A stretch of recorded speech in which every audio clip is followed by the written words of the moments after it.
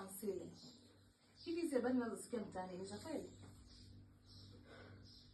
Kama ulivyosikia ndivyo ilivyo.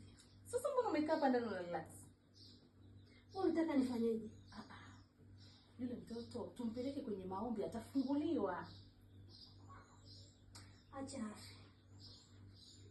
Mimi Alafu nitajua nini cha kufanya. Mafansile, hivi mtoto umemzaa kweli wewe? Yaani yule mtoto tumpeleke kwenye maombi, atafunguliwa. Mungu yupo, atasikia. Mbona watu wamepelekwa wengi sana? Jamani, nikurudia na kwa Okay. Ngoja tuturudie maombi ya mwisho mpaka ninachoka jamani. Huyu hayo maelezo yake yatakiwa marefu kwanza. Sawa eh? Ndipo uje upokee wewe.